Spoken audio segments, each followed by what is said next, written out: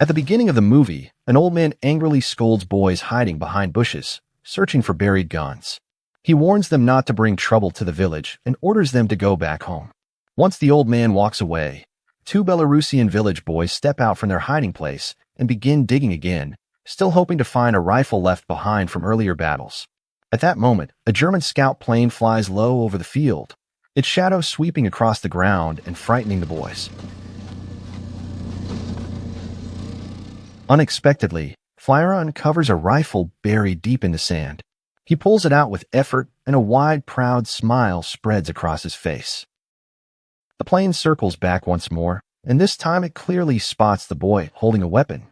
Flyara rushes home, hiding the long rifle inside his pants as best he can. He believes the gun is his ticket to join the local partisans.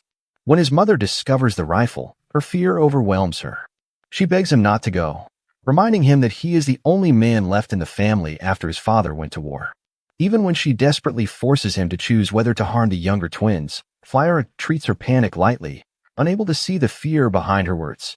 Before she can stop him, two Soviet partisans arrive at the house to recruit fighters. Flyara, wearing his father's oversized coat and holding the rifle tightly, steps forward without hesitation. His face glows with excitement, his smile stretching wide with pride. One of the partisans playfully tries to amuse the twin girls, but they only grow more frightened and begin to cry. Without looking back, Flyara follows the fighters and leaves his family behind.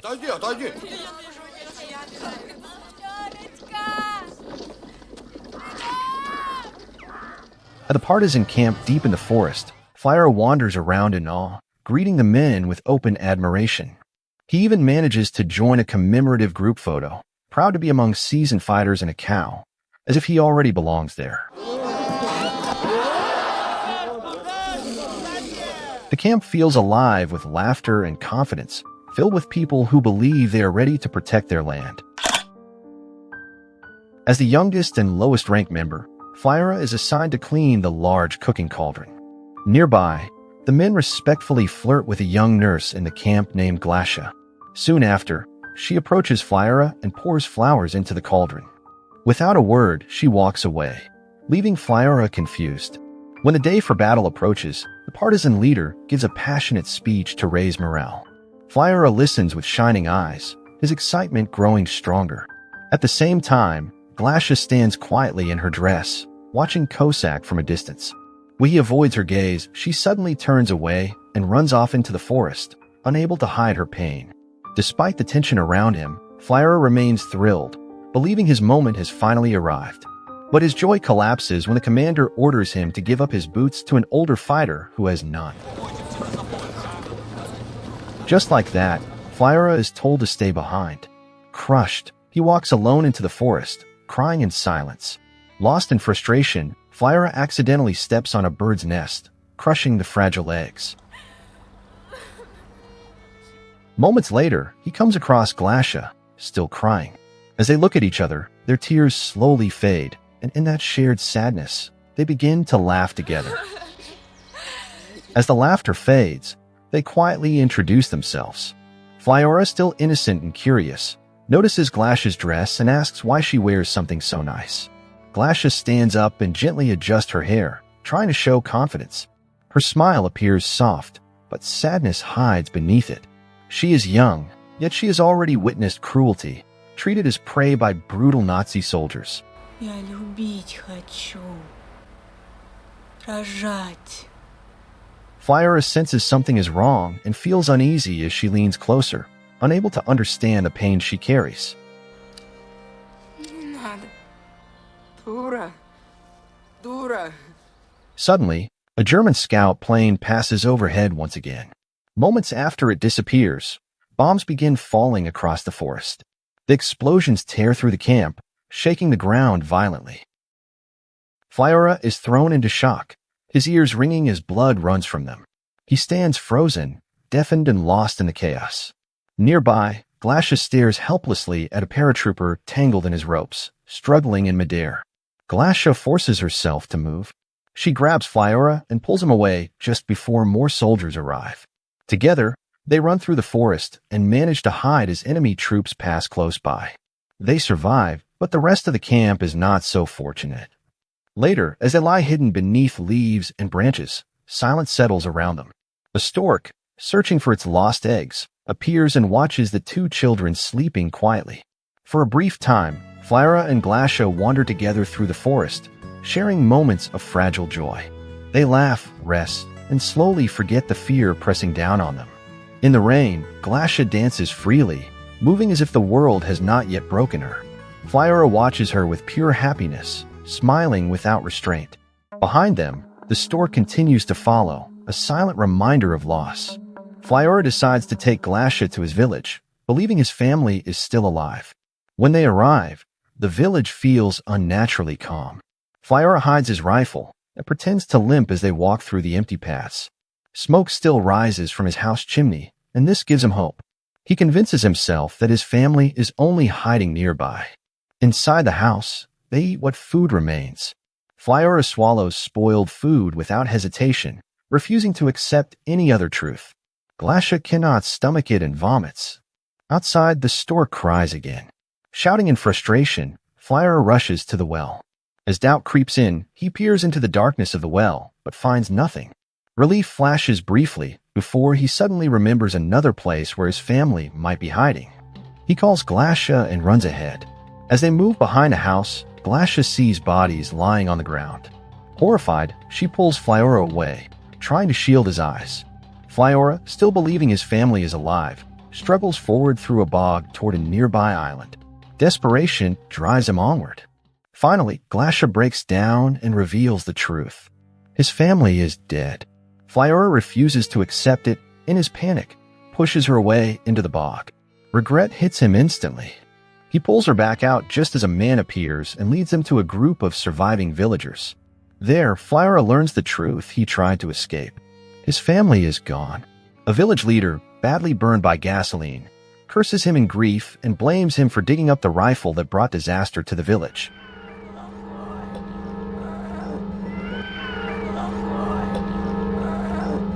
Overwhelmed by guilt, sinks his head into the bog, trying to end his life. But Glacia and the villagers rush to stop him, dragging him back as the weight of war fully crashes down on a child who only wanted to be a hero. The surviving villagers gather and create a grotesque effigy of Hitler, using a human skull and a stolen uniform. To complete it, Flyora allows his hair to be cut, shaping the familiar mustache. When it is finished, the villagers take turns spitting on the effigy, releasing their rage in the only way they can. Soon after, a man asks to borrow Flyora's rifle to search for food. Instead of lending it, Flyora insists on joining, even though his body and mind are far from healed. Together with 3 other men, he sets out carrying the effigy, planning to move from village to village and take food by force if needed. Glacia tries to stop Flyora, fearing he will leave her behind just as Cossack did, but Flyora follows the men anyway, driven by despair. Their journey begins poorly. German troops open fire on them, forcing the group to retreat into the forest. No one is hit, and they escape with their lives. Strangely, the men laugh afterward, not out of joy, but because sorrow has already filled the world to its limit. They move on toward another village, clinging to movement as the only way forward. Along the road, a drunk German tank driver swerves wildly, his tank moving left and right without care. Once it passes, the group emerges from hiding and places the Hitler effigy in the middle of the road. But soon after, disaster strikes. 2 of the men step off the road and trigger landmines, dying instantly. With both sides of the road mined, Flyora and the remaining man have no choice but to continue straight ahead, walking carefully along the narrow path. They eventually reach a village and force a farmer, who has collaborated with the Nazis, to hand over his cow. For safety, they take the farmer with them until they reach a safe distance, then release him. For a brief moment, hope returns. They imagine milk, food, and survival. That hope is shattered almost immediately. As they try to milk the cow, flares light up the night sky. German machine guns open fire, filling the darkness with red tracer rounds. Bullets tear through the air, killing the cow and Flyora's companion. Alone and helpless, Flyra collapses behind the dead animal, sobbing uncontrollably.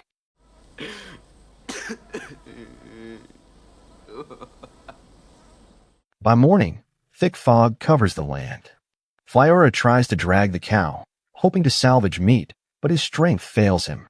He leaves it behind and wanders on, searching for help. Eventually, he spots a horse cart and attempts to steal it. The owner confronts him, but Flyra insists, claiming he has a cow to transport.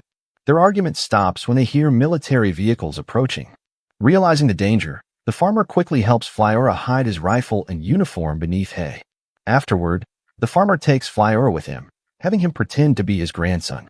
As they reach the village, a Nazi motorcycle with a sidecar arrives first. It circles the area, displaying the body of a dead man labeled as a criminal. Flyra sits quietly among the farmer's family, listening as the farmer whispers names to him, helping him maintain the story. Soon after, the main convoy arrives, and German soldiers occupy the village. Terrified villagers greet the soldiers politely, offering the best food they have. The Nazis enter homes without permission, taking whatever they want while inspecting each house. As Flyra overhears orders to gather at the church, a quiet fear rises inside him. He slips outside and watches women, children, and elderly villagers being forced down the street. Panic grips him, and he tries to warn them that they are being led to their deaths. His voice, however, is weak and swallowed by the noise. No one hears him. A traitor soon appears and pushes Flyra back into the crowd, sealing his fate with the others. A Nazi soldier opens the church doors with theatrical flair, treating the moment like a twisted performance. The villagers are herded inside, including children and the elderly. Flyra is trapped among them, pressed tightly by bodies and fear. Inside, screams and prayers begin to rise, while outside, the soldiers laugh and celebrate as if attending a festival. After a while, a commander announces that anyone may come out, as long as they do not bring children. Flyra steps out and is brought before a superior officer. The officer looks at him briefly, then dismisses him and lets him go. Moments later, a young woman exits the church holding her child. The soldiers tear the child from her arms and throw it back inside. The woman is dragged away and left beside Flyra, both frozen in shock. Nearby, the traitor is publicly humiliated by the soldiers, reduced to a tool they no longer respect. Then the killing begins. Explosives are thrown into the church. Gas follows. Fire is set. Inside, screams grow louder and more desperate. Outside, the soldiers clap and cheer, celebrating the murder of defenseless villagers. They fire their guns into the burning church together, as Flyra and a few survivors watch in silent horror. Even this is not enough. Flamethrowers are used, ensuring nothing remains. A Nazi truck idles nearby. A female soldier eats calmly while watching the flames consume the church. Afterward, the soldiers move through the village, setting every house on fire. Laughter follows them as smoke rises everywhere. Before leaving, the traitor drags Flyra to a German officer. A pistol is pressed to Flyra's head as the officer poses for a photograph. Flyra trembles uncontrollably even after it is over. The soldiers finally depart. Nearby, the young woman is taken away on a truck, while an old grandmother is dragged into a field, mocked like a toy.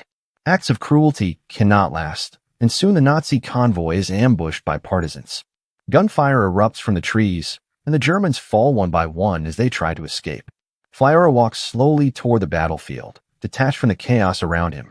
He notices the wounded Nazi woman who once ate calmly while watching the burning church. Flyra picks up a bandage and walks to the place where he hid his rifle. He recovers it, then carefully ties the broken stock with a bandage, restoring the weapon with calm focus. Meanwhile, the assaulted young woman stumbles forward, bleeding and lost in her own mind. She whispers the same words Glasha once said. Любить, рожать. He then takes a jerrycan and heads toward the bridge, where captured Nazi officers and traitors are being held. Commander Kosak stands with the partisans, surrounding the prisoners. A German officer pleads for his life through a traitor acting as translator. His voice shakes as he claims he's an old man who never killed anyone. Another Nazi officer interrupts and shifts the blame. Flyra steps forward and, trembling, says this man ordered the children to be locked inside. The officer does not deny it.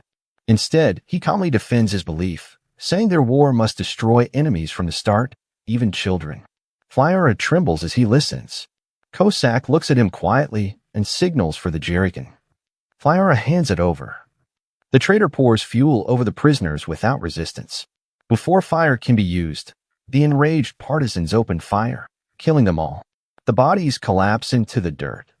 The torch is thrown into the water, and the group walks away, leaving the dead behind. As the partisans move on, Flyara notices a boy staring at a portrait of Hitler reflected in a muddy puddle. When the boy leaves, Flyara raises his rifle and fires at the image again and again. As he shoots, images from Hitler's life move backward in time. When the image reaches Hitler as a baby in his mother's arms, Flyara stops. He lowers the rifle and breaks down, crying.